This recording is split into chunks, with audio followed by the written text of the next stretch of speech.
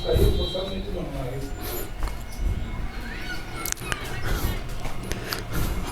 आप सभी लोग को नमस्ते। मैं राग सर आज उपस्थित हुआ हूँ मैं इतिहास के उस टॉपिक पर बात करने के लिए। मैंने इतिहास को ही कवर किया कई मरतबे। मैंने मुग़ल शासक का इतिहास, मतलब जितने भी इतिहास को मैंने पढ़ाया, आज उसमें से सभी इतिहासों में से एक आज का इतिहास अलग इतिहास होगा। क्योंकि अभी तक तो मैं शासकों के बारे में बता रहा था, अब इसमें ये मैं बताऊंगा कि इसमें कहा गया है इतिहास की 5 खूबसूरत इनकी खूबसूरती के लिए तरसते थे अंग्रेज। मतलब कुछ खूबसूरत रानियों के बारे में, जो 5 खूबसूरत स्त्रियां, मतलब जो रानियां मानी जाती थीं, उनके बारे में बताऊंगा।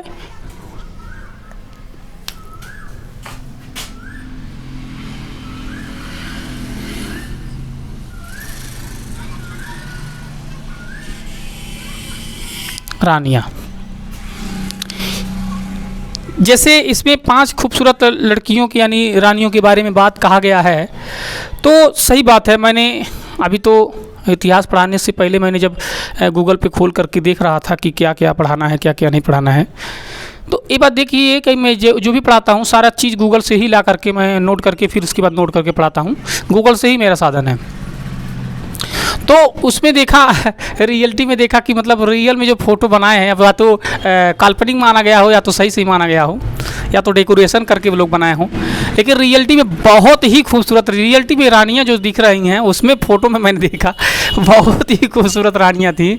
मुझे तो लगता है इसीलिए जो राजा राजपाट छोड़ते थे और एक राजा को मौत के घाट उतार देते थे, ये रियलिटी में उस रानियों की खूबसूरती का ही कमाल था, जिसकी वजह से लोग इस तरह से बवाल कर देते थे। तो आइए मैं बात करता हूँ इस 5 रानियों के बारे में जो बहुत खूबसूरत मानी जाती थी। नंबर 1 पे आता है रानी संयोगिता।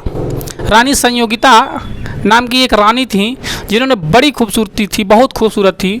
जो कह रहा है रानी संयोगिता कन्नौज के राजा जयचंद की बेटी थी। मतलब संयोगिता जो थी वह कन्नौज के राजा जयचंद्र जी की बेटी थी। संयोगिता बहुत सुंदर थी।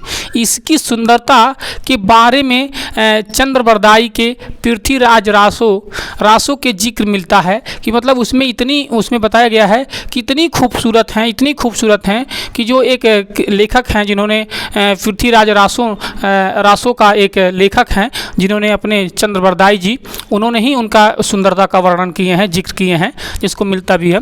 करा पृथ्वीराज रासो में संयोगिता के पूर्व जन्म का अप्सरा भी माना गया है। मतलब उनको कहा जाता है कि यह पूर्व जन्म की अप्सरा हैं। मतलब बहुत ही खूबसूरत, मतलब वर्णन ही नहीं किया जा सकता है, इतनी खूबसूरत।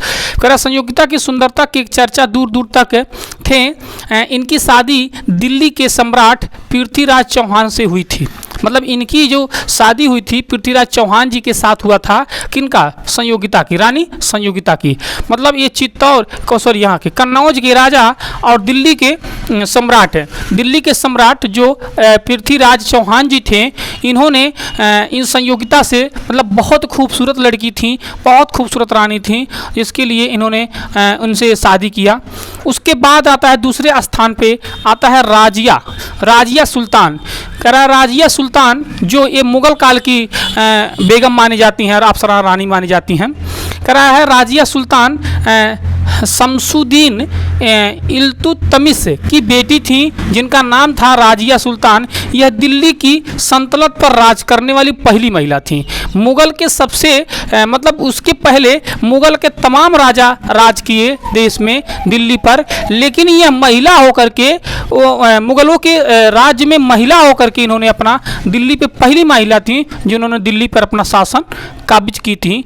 और साथ में वीरंगना होते हुए भी बहुत ही कटारी के साथ, मतलब जो हाथ चलती थी उस तरह से उनकी जिस तरह से कटार सुंदरता से अपने सुंदर हाथों से चलाती थी, उसी तरह से उनकी चेहरा भी सुंदर था, जो देखने के लायक था। और उनकी सुंदरता को देख करके बड़े बड़े योद्धा, बड़े बड़े राजा मतलब क्या कहते हैं, मतलब दीवाना हो जाते थे।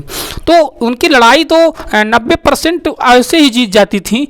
जो लोग लड़ाई करने के मूड में थे वो लड़ाई ही नहीं करते थे, क्योंकि रियलिटी में कोई भी आदमी हो, अगर कोई सुंदर लड़की है उससे झगड़ा करने के कतई नहीं झगड़ा कर सकते हैं, क्योंकि रियलिटी में सुंदरता ही एक ऐसा चीज़ है जिसको किसी को भी घायल करके आराम से रोक सकता है।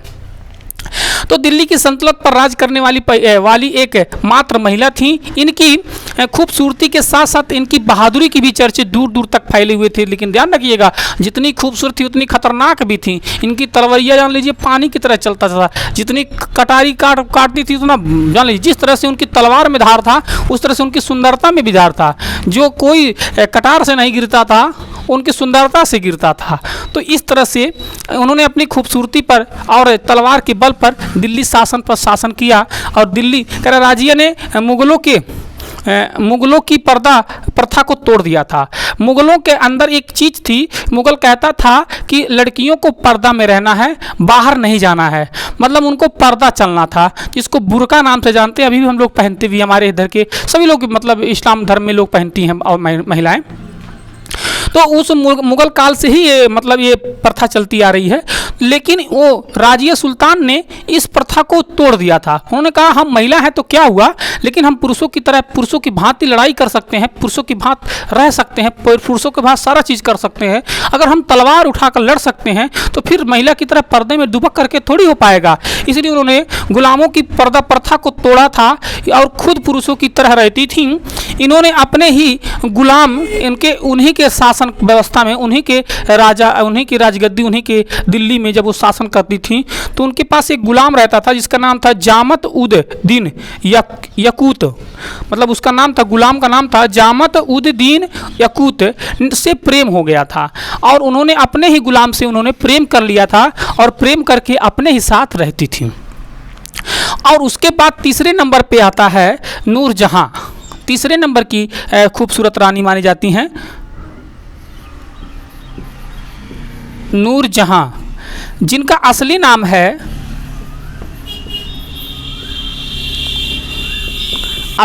है मेहरुन्निसा। ठीक है, मेहरुन्निसा। इनका जन्म है, मेहरुन्निसा जो थी, बोर्ड पर थोड़ा सा लिख ही दे रहे हैं, कोई दिक्कत नहीं है।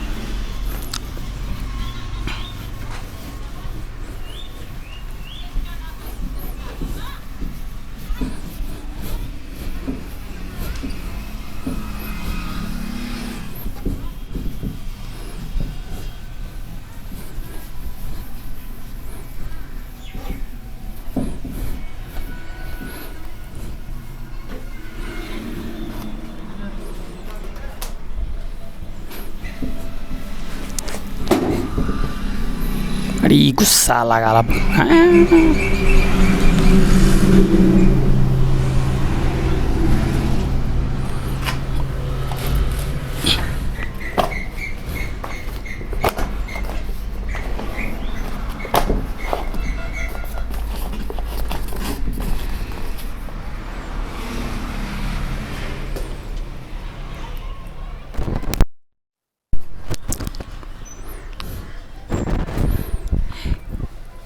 हाँ चलिए, तो मैंने अभी दो रानियों के बारे में बताया, जिसमें एक थी राजिया सुल्तान और दूसरा थी संयोगिता।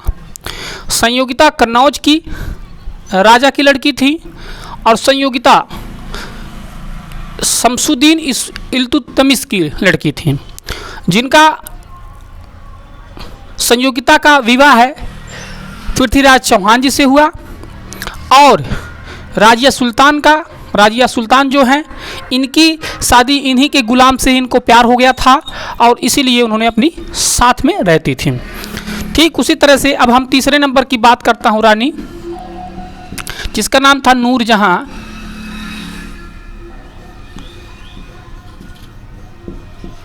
नूरजहां, इनका असली नाम जो था मेहरुन्निसा,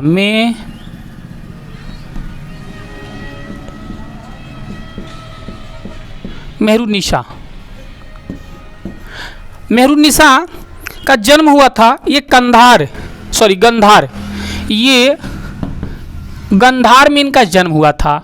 गंधार में इनका जन्म हुआ था और 1597 में 1597 97 ईसा पूर्व में गंधार में इनका जन्म हुआ था। गंधार में, ये हिमालय पर्वत के बाद जो राज माना जाता है, जिसको हिमाचल प्रदेश के भी नाम से जाना जाता था। इसका भूतपूर्व नाम जो इतिहासों में हम पढ़ाते हैं तो गंधार नाम इसका आता, गंधर, ठीक है। तो गंधर नाम से जानते हैं।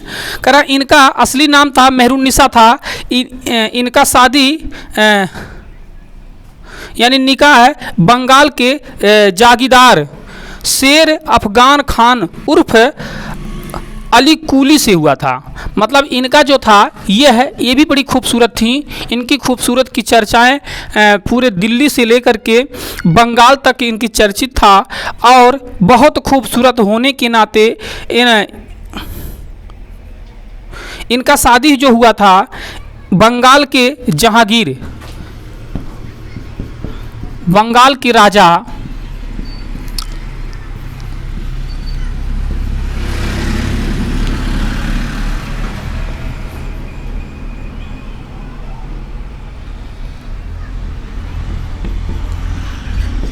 जहांगीरदार, ठीक है। इनका नाम था जहांगीरदार साहब, जो बंगाल के शासक थे। और बंगाल के शासक होने के नाते इनका शादी हुआ था नूरजहां यानी मेहरुन्निसा से, ठीक है। उसके बाद इनका एक नाम और था शेर अफगान, जिनका जहांगीर, इनका जो मैं बता रहा हूँ नाम, बंगाल के राजा जहांगीर, इनका इतना बड़ा ही नाम, बहुत बड़ा नाम है, जिनका नाम था शेर अफगान खान उर्फ अली कुल, उर्फ अली कुली। क्या नाम था इनका? अली कुली। शेर अफगान खान उर्फ अली कुली से हुआ था। और 1600 कितने में 1607 ईस्वी में 1607 ईस्वी में जहांगीर साहब ने सैनिकों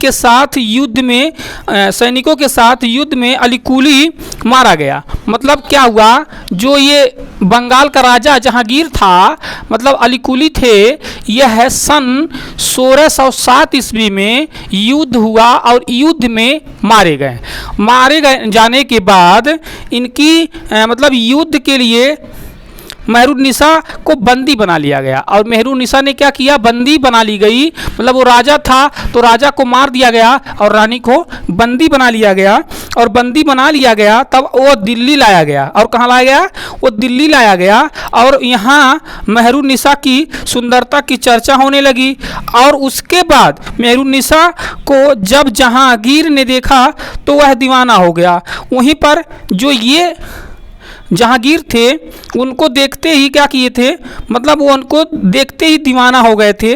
और 1611 ईस्वी में क्या हुआ, 1611 ईस्वी में इनसे शादी कर लिया। क्या कर लिया? इनसे शादी कर लिया, मतलब निकाह कर लिया, ठीक है।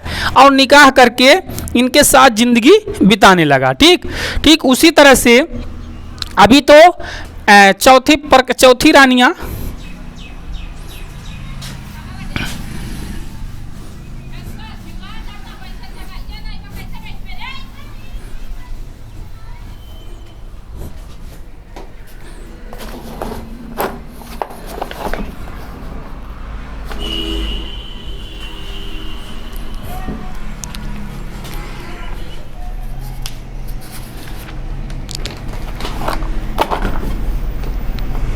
उसके बाद आता है चौथी नंबर की रानी, जिनका नाम था रानी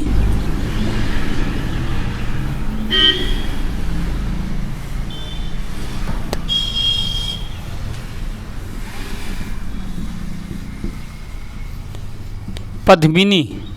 इनका नाम था पद्मिनी, रानी पद्मिनी।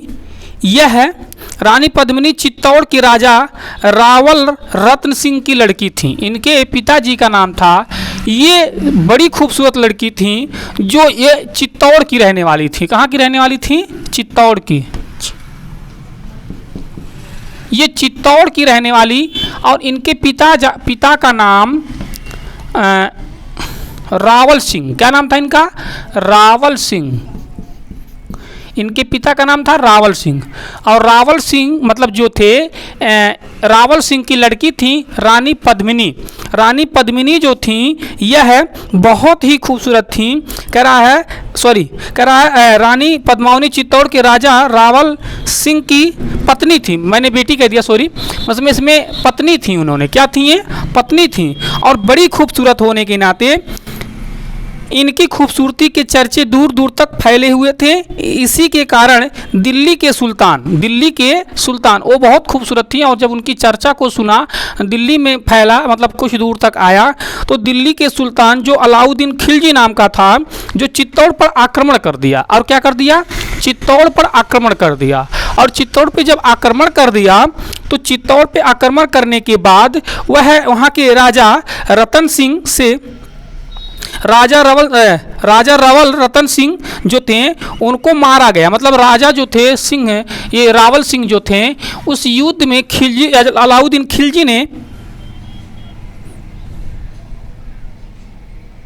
अलाउद्दीन खिलजी ने चित्तौड़ पर आक्रमण करने के बाद इनको मार गिराया, और मार गिराने के बाद इनकी पत्नी को बंदी बना लिया। और बंदी बनाने के बाद वो सोचा कि मैं इनको अपने पास ले जाऊंगा, और दिल्ली में मैं पटरानी बनाने की कोशिश कर रहा था। लेकिन ऐसा नहीं हुआ। उन्होंने लगभग 10,000 सैनिकों के साथ लड़ाइयाँ करी, और लड़ाइयाँ करने के बाद वह क्या की कि अपने ही चिता लगा करके आग लगा करके जल गई, और कहने लगी कि जब हमारे पति ही नहीं है तो मुझे जीने की कोई अधिकार नहीं है। और उन्होंने खुद अपने ही चिता बना करके अपने शरीर को दाह संस्कार कर ली। इस तरह से उन्होंने कहा, मुझे इस्लाम और मुसलमानों की गुलामी पसंद नहीं है, मुझे मौत पसंद है। इसलिए उन्होंने मतलब कहने का तात्पर्य था कि उन्होंने अपने ही जान दे दी, लेकिन उनके हाथ नहीं आई। और नंबर 5वें पे आता है रानी लक्ष्मीबाई, झांसी की रानी लक्ष्मीबाई।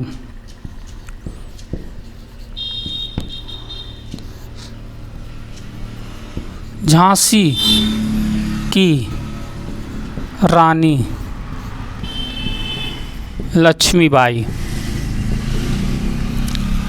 ये भी 5वें नंबर पे सबसे ज़्यादा खूबसूरत ये मानी जाती थी।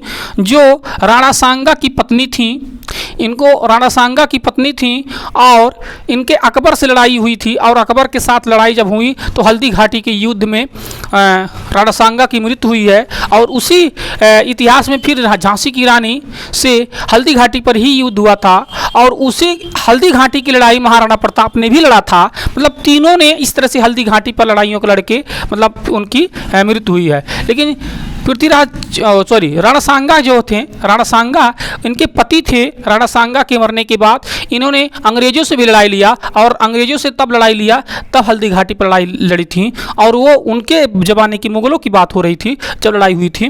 तो इस तरह से अलग अलग इतिहास में अलग अलग लोगों की पहचान है। तो इन्होंने जब इनकी लड़ाइयाँ होने लगी तो झांसी की किला को बचाने के लिए इन्होंने अपने जान को कुर्बानी कर दिया। लेकिन इनके किला जो थी, झांसी की किला जो था, बहुत ही ऊंचा किला होने के नाते इस तरह से किला था, और यहाँ पर गेट लगे हुए थे। और इन्हीं के एक सिपाही जो था वो गद्दारी कर दिया था, जिसकी वजह से इनको मौत का घाट उतार जाना पड़ा। क्योंकि हुआ क्या कि जब अंग्रेजों ने झांसी की रानी पर यानी झांसी की किला पर आक्रमण कर दिया, तो उनकी झांसी की रानी मतलब 3 उनकी सहेलियां थीं, एक चेन्नम्मा और एक दुर्गावती और एक अपने लक्ष्मीबाई। ये 3 लोग थीं, रानी चेन्नम्मा और दुर्गावती और झांसी की रानी। ये तीनों सहेलियां थीं। तीनों सहेलियां होने के नाते, लेकिन इसी में एक इतिहास अब हमारा पुराने इतिहास में भी एक मिलता है कि एक झलकारी बाई रानी है, जिनका नाम था झलकारी बाई। इनको तो झांसी की रानी बना करके बताया गया है, लेकिन उस इतिहास में स्पष्ट लिखा गया है। उस किताब मेरे पास भी है, मैं उसको भी दिखाऊंगा किसी दिन, उसमें से भी मैं इतिहास को बनाऊंगा वीडियो। उसमें झांसी की रानी को झलकारी बाई रानी के नाम से जाना गया है। तो बताया जाता है कि झांसी की रानी और झलकारी बाई रानी ये दोनों शकल में एक ही जैसी मिलती थीं। और जब शकल में एक ही जैसी मिलती थीं, और इनकी रानियाँ, इनकी 2 सहेलियाँ थीं, जिसका नाम था चेन्नम्मा और दूसरे का नाम था दुर्गावती। तो तीनों बैठ के बात कर रही थी और अचानक दुर्ग से अलाउमेंट होता है कि सैनिक अंग्रेज उनके चारों तरफ से बंदी बना लिया है, घेर लिया है। तो इस चीज़ को सुनने के बाद लक्ष्मीबाई को जान को खतरा होती है और जो झलकारी बाई होती हैं वो आती हैं और कहती हैं कि रानी साहिबा आप ऐसा करिए, अपना पोशाक मुझे दे दीजिए और हमारा पोशाक आप पहन लीजिए और खिड़की से होते हुए निकल जाइए।